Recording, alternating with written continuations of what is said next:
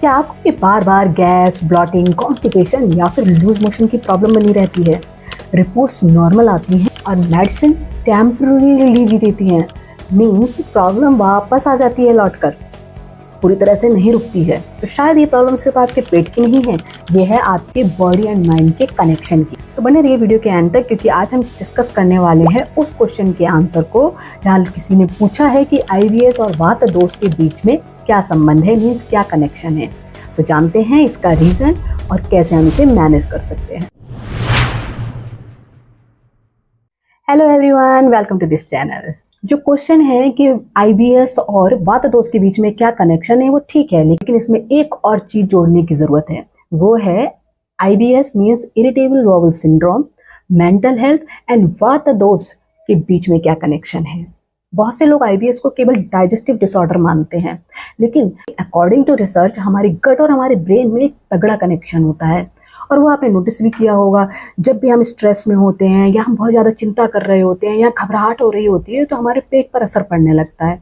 और कुछ लोगों पर तो इस चीज़ का इतना असर होता है कि वो ऑन द स्पॉट ही नज़र आने लगता है, यानी तुरंत उनको घबराहट हुई, बेचैनी हुई कि तुरंत ही उनको मोशन आ जाता है।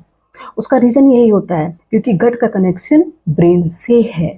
ये तो है मॉडर्न साइंस के अकॉर्डिंग कि गट और ब्रेन में कनेक्शन होता है, राइट। लेकिन आयुर्वेदा भी इस बात को मानता है कि जब हमारी बॉडी में वात बढ़ जाता है तो डाइजेशन, स्लीप, एंजाइटी, ओवरऑल सब कुछ डिस्टर्ब हो जाता है। आईबीएस है क्या? आईबीएस एक फंक्शनल गट डिसऑर्डर है। इसमें blotting, gas, constipation, diarrhoea, abdominal pain और साथ ही पेट का पूरी तरीके से साफ ना होना, मीन्स इनकम्प्लीट बाउल इवैक्यूएशन जैसे सिम्टम्स नजर आ सकते हैं। और लेकिन जब आप टेस्ट और स्कैन्स कराओगे तो कई बार रिपोर्ट बिल्कुल नॉर्मल आती है, कुछ भी नजर नहीं आता। हम जैसा सोचते हैं, जैसा फील करते हैं, उसका असर हमारे एक एक बॉडी ऑर्गन पे पड़ता है। बिल्कुल वैसे ही जब स्ट्रेस और एंजाइटी बहुत ज्यादा बढ़ती है तो इसका असर केवल हमारे दिमाग पर नहीं, हमारे पेट पर भी पड़ता है।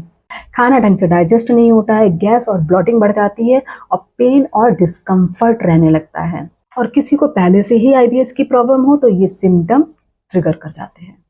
और यही कारण होता है कि मोस्ट ऑफ द पेशेंट जो कि आईबीएस से सफ़र कर रहे हैं उनमें स्ट्रेस और एंजाइटी जैसे सिम्टम्स कॉमन देखे गए हैं। देखिए, अगर हम आयुर्वेदा के अकॉर्डिंग इस पर बात करते हैं तो आयुर्वेदा ये कहता है कि जो वात है ये मूवमेंट और नर्वस सिस्टम से जुड़ा होता है।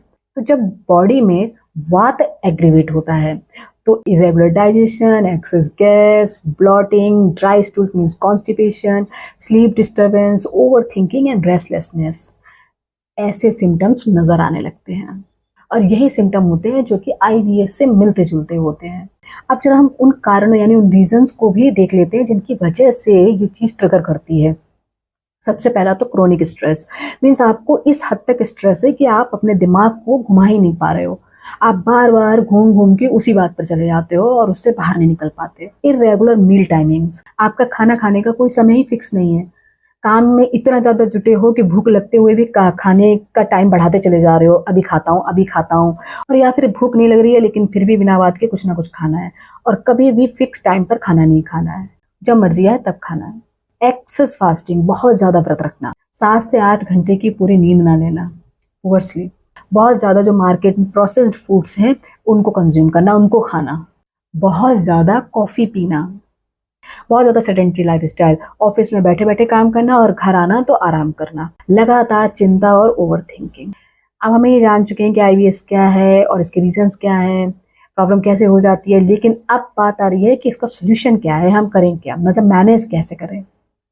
क्योंकि जब दवाइयां हैं वो कुछ टाइम बाद का असर करना बंद ही कर देती है, प्रॉब्लम फिर से लौट आती है। तो इसका मतलब है हमें इसे मैनेज करना सीखना होगा। सबसे पहला है स्ट्रेस को मैनेज करिए। जब बहुत ज़्यादा स्ट्रेस बढ़ने लगे तो डीप ब्रीदिंग करिए, like this.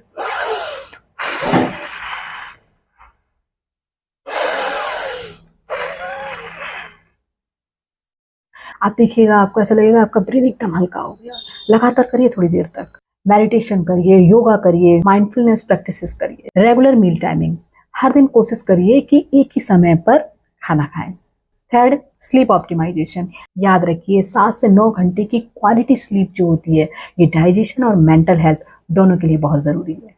Physical activity, daily walk करिए और लाइट एक्सरसाइज करिए, यह आपकी गट हेल्थ को इम्प्रूव करेगा। पर्सनलाइज डाइट, अगर आपको ऑलरेडी आईबीएस की प्रॉब्लम है तो याद रखिए हर पेशेंट अलग तरीके का होता है, हर किसी को एलर्जी अलग तरीके की होगी, हर किसी को ज़रूरी नहीं है कि सेम फूड से ही वो चीज़ ट्रिगर करे। आप अपनी डायरी को मेंटेन करिए, उसमें लिखिए बाकायदा कि कौन सा खाना खाने से आपको आईबीएस ट्रिगर हो जाता है। जब आप डायरी मेंटेन करने लगेंगे आपको क्या करने से दिक्कत होती है, क्या खाने से दिक्कत होती है, तो ऑटोमेटिकली आप इसको मैनेज करने लगेंगे। प्रोफेशनल गाइडेंस, सीवियर सिम्टम्स हैं अगर तो आप किसी गैस्ट्रोएंट्रोलॉजिस्ट, डाइटिशियन या फिर क्वालिफाइड हेल्थ केयर प्रोफेशनल से ही सजेशन दें और अपनी डाइट को ज़रूर मैनेज करना सीखें। अच्छा, अब हम कुछ इंपॉर्टेंट प्रिकॉशंस के बारे में भी डिस्कस कर लेते हैं। सबसे पहला तो सेल्फ डायग्नोसिस बिल्कुल ना करें। ज़रूरी नहीं है कि ये सारे सिम्टम आप में हो रहे हैं तो आप ये मान लो कि आपको आईबीएस हो गया है, या ये भी हो सकता है कि आईबीएस हो रखा है और आप ये सोचो कि ये नॉर्मल बात के सिम्टम्स हैं खाली, ऐसा नहीं है। इसलिए सेल्फ डायग्नोसिस बिल्कुल ना करें। अगर वेट लॉस हो रहा है, स्टूल में ब्लड आ रहा है, आपको पेन बहुत ज़्यादा रहता है, प्रॉपर आपका मोशन नहीं रहता है, डाइजेशन ढंग से नहीं हो रहा है, तो इसको आप इग्नोर ना करें, ठीक है। सिर्फ आयुर्वेदा या सिर्फ मॉडर्न ट्रीटमेंट पर डिपेंड होने की बजाय बेहतर होगा एक एक्सपर्ट गाइडेंस लेना। कोई भी एड वगैरह देखकर सप्लीमेंट्स या कोई हर्बल प्रोडक्ट्स इस्तेमाल करना मत शुरू कर दीजिए। याद रखिए आईबीएस केवल पेट की प्रॉब्लम नहीं हो सकती, आपका गट, ब्रेन, लाइफस्टाइल सब कुछ एक दूसरे से जुड़े हुए हैं। जब आप स्ट्रेस मैनेजमेंट, हेल्दी रूटीन और बैलेंस लाइफस्टाइल पे काम करते हैं तो रिकवरी की जर्नी और भी इफेक्टिव हो जाती है।